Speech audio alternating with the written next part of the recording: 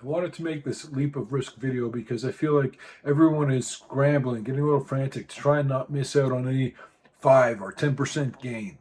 When you're at the top of a bubble like we are right now, there's always going to be big wild swings, wild upside. Until we all have a lot more clarity about what's going on, where the tariffs are going to land, how they're going to affect us, what the real world effects look like, which we're going to get into in just a second, then until that point, it's not time to make any kind of serious investment moves, in my opinion. I think that for a while now, you should have been positioning into some of the safe assets which are involved with money, which is precious metals, and a few select oil companies. But besides that, I'd take a step back from just about everything. And I got one of the best questions, and one that you all should be asking the other day. If I come up with another stock pick, maybe 1 or 2 or 3 per month, I'm expecting a big stock market crash, which is going to wipe out a lot of stuff. What are we saying here? Are you saying buy the stock, or are we saying avoid the stocks? Excellent question, and I wanted to address that in this video. Plus, we got massive price inflation starting to show up. We've got American military warships off the coast of Venezuela, 3 of them. And you've got Israeli forces rolling into Gaza. And I do always ask you early on to please click like on the video. That's all we'd like you to do. Nothing more. Don't even listen to another word. And I also made an entire video about the whole strategy with gold mining stocks, precious metals. And I'll pin it to the top of the comments in this video, and I'll put a link to it at the end of this video, because that one video tells you everything about what I'm doing as we turn the corner, as precious metal stocks spike to the moon, as the rest of the markets start coming down. It's like this. I'm going to keep on putting out the stock analysis reports, telling you the stocks that I expect are going to do really well. I believe that the bubble is going to pop, the stock market is going to come down strongly. It's going to affect almost every stock that's out there except for a few certain types.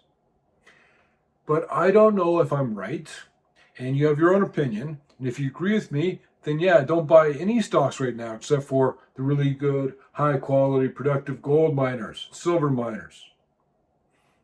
But if you are like a lot of people that are definitely making their voices heard, and you don't agree that this bubble is going to pop sooner rather than later, you think maybe we have 6 months left, maybe we have more than that, maybe we have years left, or I'm just being a Chicken Little saying the sky is falling. You have to decide what you believe, and every stock pick that we produce now should be considered with that caveat that if there's a nuclear war, if there's a big stock market downdraft, anything like that is going to sort of make anything we talk about in the report out of date or irrelevant. The president says grocery prices are dropping. Is that what you're seeing? The other big one that hit us today was this. India grows most of the shrimp in the world right now. Wow. And now this, what do we do now? This just got 50, is it 50% or 25%? I don't even know. In our latest stock pick, I told you I figured it would be up about 25% pretty soon. That'll probably happen either way. It'll happen before this bubble bursts. But you have to decide for yourself what you think is going to happen and then act on it and then live with the results and the successes thereof. I'll just tell you what I've always told you from video number 1 every single time. I always tell you my exact honest opinion. The same things that I tell my kids, that I tell my family, that I tell my friends. That's what you're hearing from me, as if you were sitting across the table having a couple of pints with me. And there are 3 American military warships off the coast of Venezuela because they're going to add the pressure along with the tariffs. 4.5 million militia members, prepared, activated and armed, will be out marching in cities across Venezuela. This is Venezuelan President Nicolas Maduro's special strategy to counter threats from the United States. This week, I will activate a special plan to guarantee coverage with more than 4,500,000 militiamen throughout the national territory. Militias prepared, activated, and armed. I guess if the Houthi rebels in Yemen are done kicking our butts, and if the Afghanistanis are done kicking our butts, and the NVA is done kicking our butts, I guess we might as well get our butts kicked now by the Venezuelans. So you take a 15%, for instance, on bananas. They don't grow in the United States. Okay, I can't buy them here.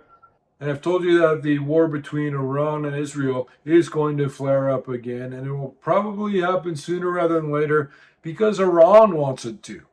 They now have a completely different set of weaponry to fight out the same battle that they had just fought. That same exact battle will go very differently now based on the anti-aircraft weaponry, all the technologies that have been given to them from Russia, from North Korea, from China. This was from the report I recently released. There are sudden and rapidly growing needs for energy. It's not that we have so many more cars and barbecues and air conditioners and dishwashers. The real drain on the energy grids is that we have so many more ways of using energy. And all of them are very heavy on the grid.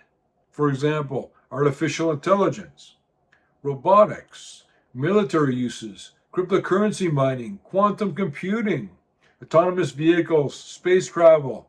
And all of that's going to be extremely heavy on the grid. And this is one of the reasons I've been talking about uranium companies, and I've told you about which one I own and the other ones that are out there that might be okay. Right now, I'm eating it. We haven't raised prices. But, you know, your guest who you had on prior to me had a great point. He said, wait till the holidays come. So if we sell 1 pound of shrimp today, we'll sell probably 20 pounds of shrimp for Thanksgiving and Christmas. But I've been looking at the price of oil, and the economic slowdown calls for lower oil prices based on the supply of oil and the activity of the global economies. There should be lower prices. But the prices kept holding up, and so I thought, well, maybe that has to do with the risk premium because all these wars breaking out. Those were factored in already, and this is even keeping oil prices higher. And I realized it's just like with precious metals. There's so many more American dollars. It takes more dollars to buy the same thing than it used to. The same with oil. There's just more dollars out there. So, of course, oil prices should be higher over the decades, over the years. But I looked into it deeper because I still wasn't satisfied. Oil prices are holding up even in the face of OPEC Plus raising output. And I recognize that there are now, as I mentioned, there's so many more really heavy demand energy uses that exist that didn't exist even a couple of decades ago. And energy is pretty much the same in different forms. It could be natural gas, it could be oil, it could be coal, it could be nuclear, it could be wind energy. But when there's more needs for energy, all of their demands increase, the prices of all of them go up. And when you have an energy company that's based on oil, and then all of a sudden oil prices go really high, that's good for wind energy, that's good for alternative energy companies too. They all kind of are a big raft tied together by strings, is the way I look at different energy things. So if you believe that the energy demands overall are going to ramp up tremendously, as I'm talking about now with all these new pulls on energy, this is why they're talking about building modular nuclear reactors. Some companies are doing it now. A little tiny nuclear reactor that would just be owned and operated by Cisco or Google. This is the way the world's energy needs are going. And a lot of that is going to involve uranium.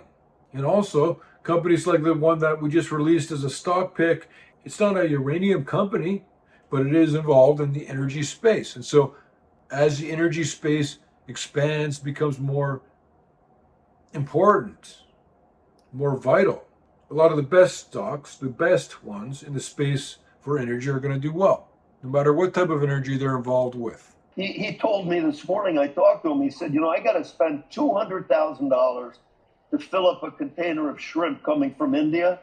He said, now at 50% tariff, it's $300,000.